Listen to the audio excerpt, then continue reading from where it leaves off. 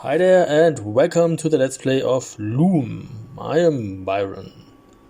When you bought the game back in the day, it came with a little cassette in the box. And on that cassette was like 30 minutes of audio drama that gave you some background information about the game. This is what you're about to hear now. If you don't want to listen to this, then just skip to the next video. That will be actually gameplay.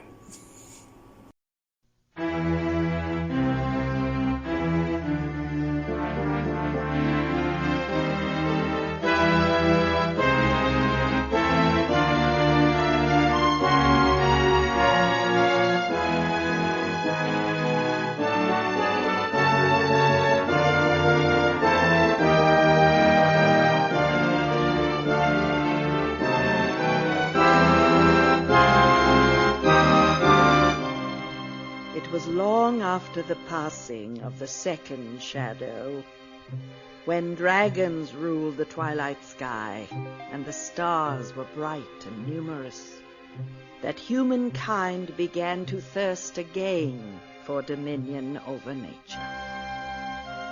Their weapon was industry, and they wielded it with confidence.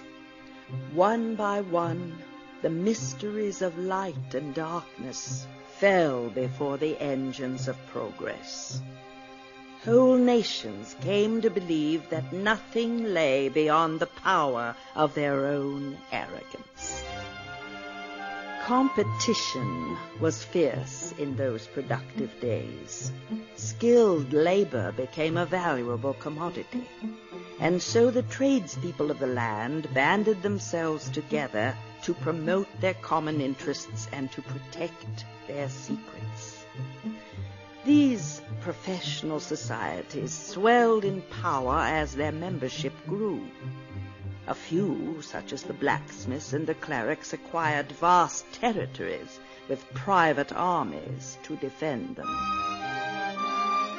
Thus began the age of the great guilds. Vast city-states devoted to the absolute control of knowledge, held together by stern traditions of pride and of fear. Within the span of a few lifetimes, the commerce of the world was in their hands. But not all of the guilds were equally ambitious. The spinners of thread and weavers of fabric wished only to pursue their labor without interference. They did not involve themselves in the politics of the day and left the administration of taxes and wars to others. So the Guild of Weavers never attained the prominence of the shepherds or the glassmakers. Their number was small, for their strict rules forbade membership to any but the child of a member. Marriage outside the guild was discouraged and eventually outlawed. Outsiders regarded the weavers' ingrown society with distaste, yet their customs were not without benefit. The natural talents of their membership were nurtured and purified, generation after generation, until the greatest among them wove fabrics of such extraordinary beauty that the whole world wondered at their achievements. Goods bearing the seal of the guild commanded a premium price, and the weavers amassed considerable wealth in this period, which they quietly hoarded. Like the other guilds, the weavers had evolved a philosophy of living based on the tools and terminology of their handiwork. They beheld in their great frames of wood and metal a symbol of universal truth, and found ways to work subtle patterns of influence into the fabrics they wove. The cloth of the guild soon became known for virtues other than mere beauty. Certain weaves seemed to possess remarkable powers of healing. Others held a charm against ill fortune. In the fullness of time, the art of the weavers transcended the limits of physical cloth. They abandoned the flax and dyes of their ancestors to wield the very stuff of light and music, and spun new patterns directly in the fabric of reality. The ignorant looked upon these works with fear and called them witchcraft. Many of the guild were persecuted. A few were hanged. To protect their heritage, the weavers expended a small fraction of their wealth to purchase a rocky island off the mainland coast. They packed up their spindles and skeins and shuttles and retreated from the company of men to refine their arts in solitude. Many wars and plagues followed. Mighty guilds fell into ruin. Others rose to surpass them. The exhausted world all but forgot the humble guild of weavers, and few found reason to visit their home, an island of mystery, shrouded in perpetual mist, shunned by sailors, which ancient maps call Loom.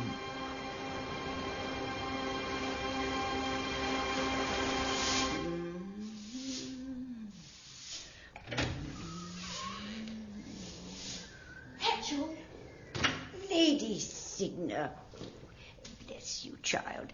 Out of bed so soon. What brings you?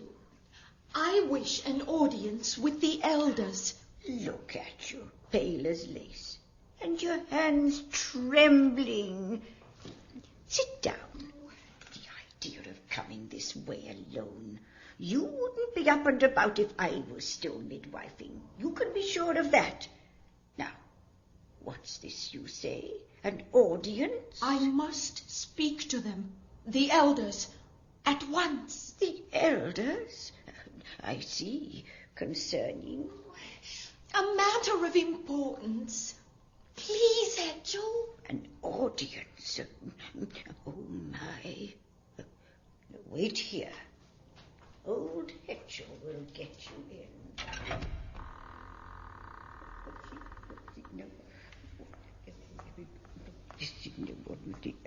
I do not remember summoning you, Hedgel. Oh, forgive me, Elder Atropos. Lady Cigna is in the antechamber. She desires an audience. Now? So late in the afternoon?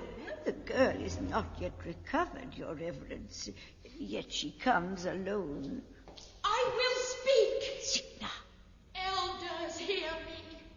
I cannot remain silent. That much is obvious. Lady Cigna, we are grieved to hear of your loss. Do not grieve on my account, Elder. Save your sympathy for the rest of the guild. I am not aware that our guild is in need of sympathy. How many more babies must die before the guild will earn your condolences? That is no way to address an elder, young woman. Is it not? Then give me the words, Elder Lachesis. Tell me how to express my anger. Anger does not become you. Calm yourself, child. Tell us what it is that troubles you so. Our seed is barren, Elder Clothos. We have lived under the rules of membership too long. Most of our children are born dead. Many that survive are monsters beyond hope. Our numbers are failing. Less than a score of us remain. And all in the name of rules written in ignorance, obsolete 1,000 years. The same rules that distilled our not inconsiderable talent. What purpose will our talent serve when there is no one left to practice it? The same purpose it serves now, Cigna. The fulfillment of the pattern. That is our only purpose.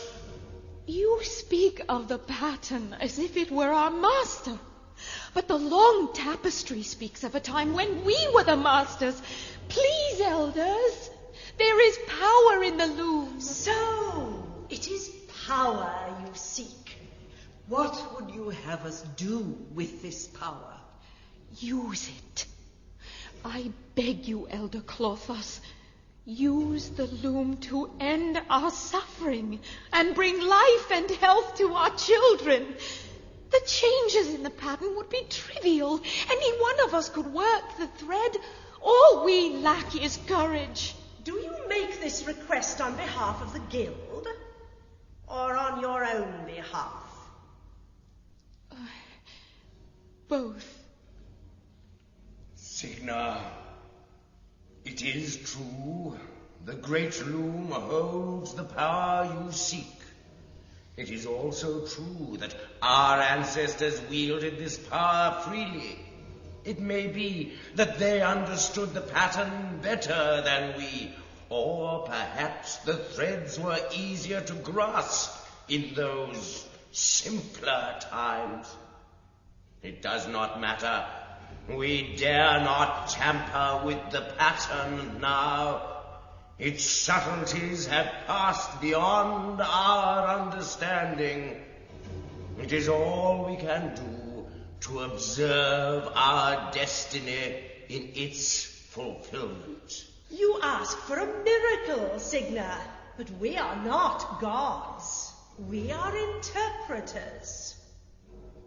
Interpreters? You are nothing but caretakers.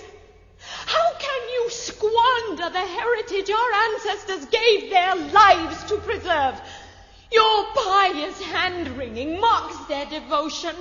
Who are the weavers now, and who are the woven? Enough!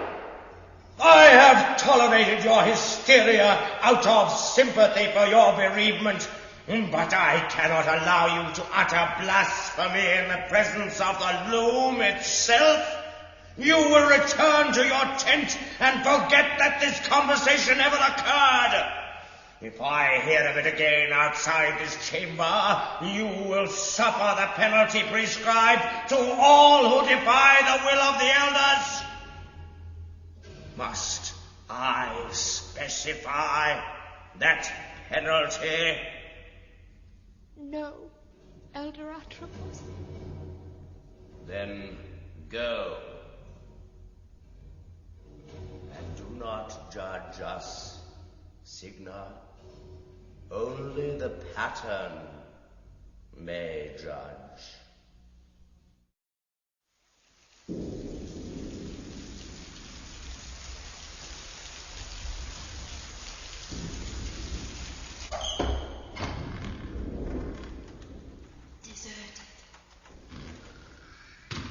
No one will hear me.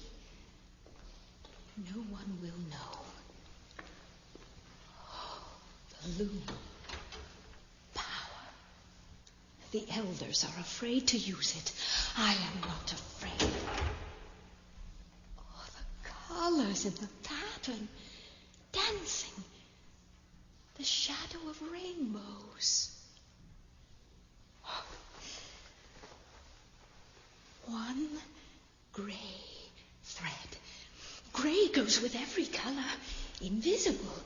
No one will notice one grey thread. To work. Here's the trick. Tied to the end of the shuttle. Let the harness do the work. Throw. Beat. Treble. Rest. Throw. Beat. Treble. Rest. Back. And forth. Cross. The web. You taught me well. Poor angel.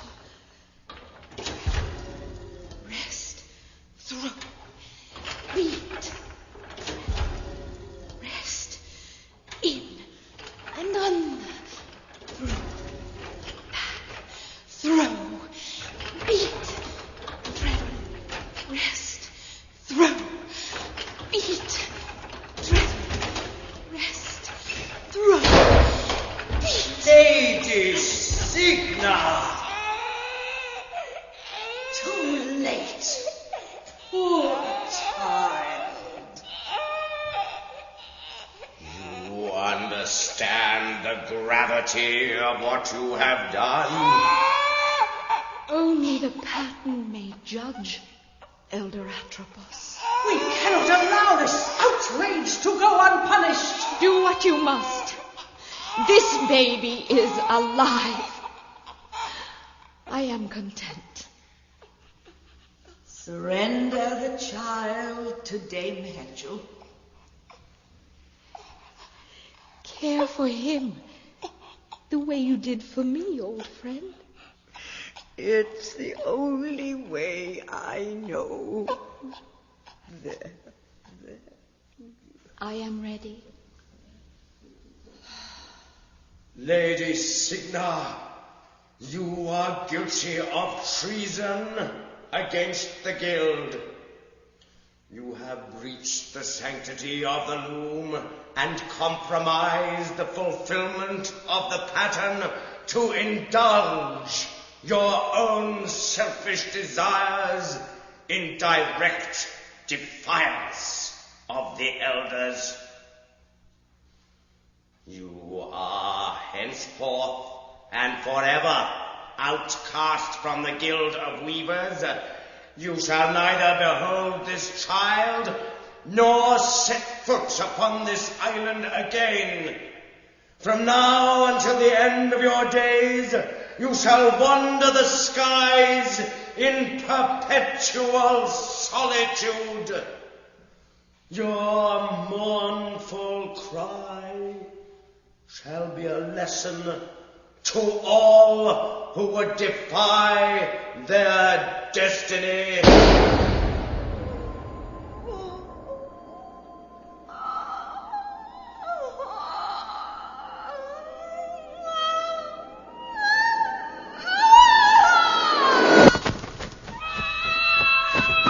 Swan. Still beautiful.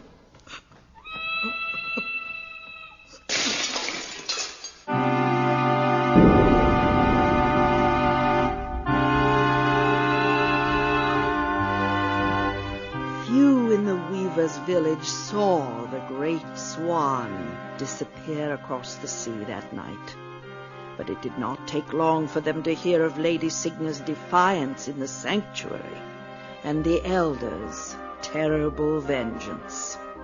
All were curious to behold the new infant, a child born not of woman, but out of the loom itself, and whose creation was unforeseen.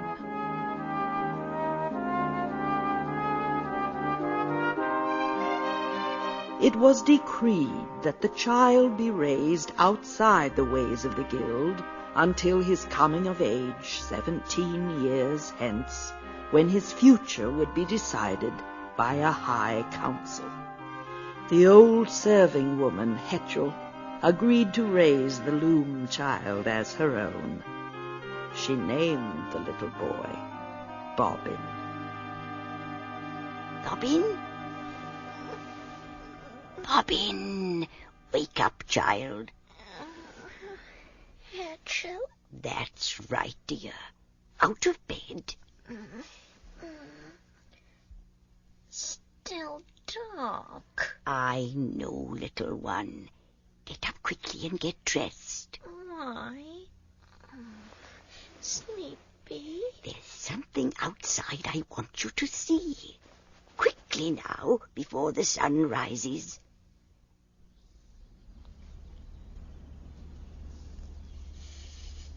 Cold up here. I told you to bring your quilt, didn't I? Here. My shawl is warm. I don't see anything. Patience. She will come. She's come every year ever since you were born. What does she look like? She looks... Wait. There. Between the trees. No. Only an owl.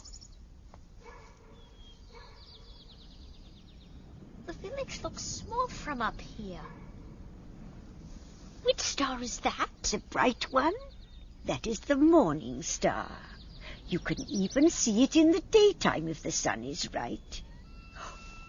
Look, down there, flying low across the water. Do you see? It's just a seagull. Look again. Oh. A swan, Bobbin. A white swan. Happy birthday, poor boy. Here she comes. Look, she's flying over. She's beautiful. Yes, still beautiful. Why does she sound so sad? Because she is alone, proud and alone. She's flying away. Where is she going, Hetchel? Out beyond the pattern, I expect. Can we go visit? Stand away from the edge.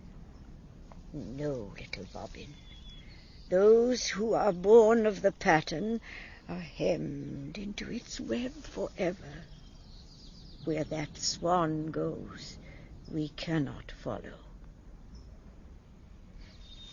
The sun is in my eyes.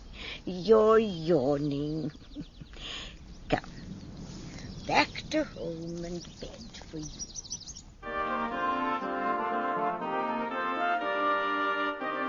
The years were kind to Bobbin Threadbare. The boy grew tall and slender, with wide blue eyes that sparkled with mischief and intelligence. Yet Bobbin never went to school. The elders of the guild would not permit it. The other children were told he was a half-wit, and they taunted him with terrible cruelty, throwing stones if he came too near. And so the friendless boy spent his days in solitude, combing the beaches for sticks of firewood, and exploring the hills and forests of the weaver's little island, until no one knew them better than he. Old Hetchel cared for Bobbin like her own son. She saw his growing bitterness and begged the elders to end his cruel exile. But the elders were afraid of Bobbin, and not without reason. His unexpected birth had thrown the pattern into chaos. Year after year they watched with growing apprehension as shadows of apocalypse spread across the web in the loom. Bobbin's thread was weaving its way towards a destiny of overwhelming consequence. The pattern was disintegrating. No one knew how to stop it. The elders never told Bobbin who he was or how he came to be. They prayed that Bobbin would be unable to fulfill his destiny so long as he never left the island and never learned the ways of spell weaving.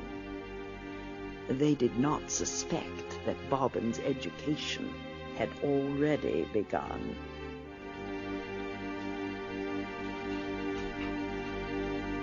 Not tonight, Mother Hetchel. Especially tonight. Draw the curtains, boy. Sit here by the fire. Now, tell me, how many threads are there in a draft? 4. Their names? The throw. That's 1. The beat. 2. The treadle and the rest. Good. Let's see if you remember the draft I taught you. Spin it for me.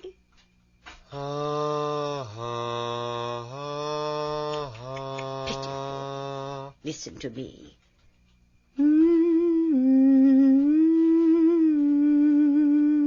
Now you know what the other boys do in school all day. I guess I'll never learn to weave. Rubbish. Do you suppose every weaver starts out with a golden throat? It takes years of practice, years. How long do you suppose the elders have been weaving? Nearly as long as I have, and that is a very long time indeed. But where do I begin? You begin with this. Do you know what it is? No. This is called a distaff. Now our ancestors used a distaff to spin flax into thread. We use it to spin music and light into threads of influence. Show me. Hold the distaff in your hands, like this. Don't be afraid. Now, spin that draft I taught you again. Just the first thread. Flat. Spin it again, dear. This time, slide the thread high in your throat, like this. Can you do that? I think so.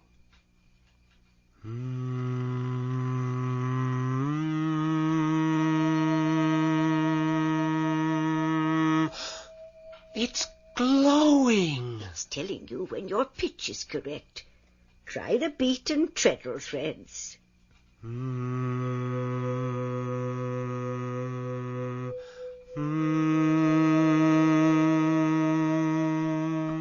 You learn quickly. What happens if I spin all four? Oh, let's find out, shall we? Let me shut this first. All right. Listen carefully. I want you to spin those 4 threads again. Wait for the distaff to glow before you go on to the next. As you spin the last thread, point the distaff at the ball of yarn inside my knitting basket. But you just closed it. Indeed. Those 4 threads form a pattern of opening. You're going to lift up the top of that basket without even touching it. Whenever you're ready. Does it hurt? Tingles a bit. Remember, concentrate on the ball of yarn inside the basket. Spin. Concentrate. Now, point. Not at the window. Wow! Shh! Blow out that light. Sit still for a minute. Good. I don't think anybody heard us. What other drafts do you know? Give me that.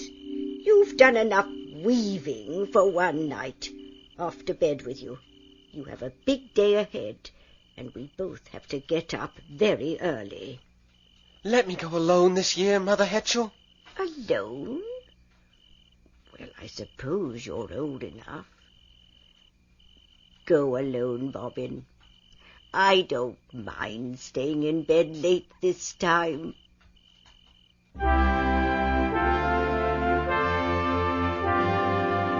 It was still dark when Bobbin awoke. Quietly, so as not to disturb old Hetchel, he slipped into his warm grey robe and stepped outside into the chill before dawn. The climb up the cliff path was steep and dangerous in the darkness. Only the waves crashing against the rocks below broke the stillness. Bright stars twinkled overhead. It was still half an hour before sunrise when Bobbin reached the top of the cliff. He sat down beneath a crooked old tree and leaned back to wait for the 17th visit of the great swan. In less than a minute, he was fast asleep.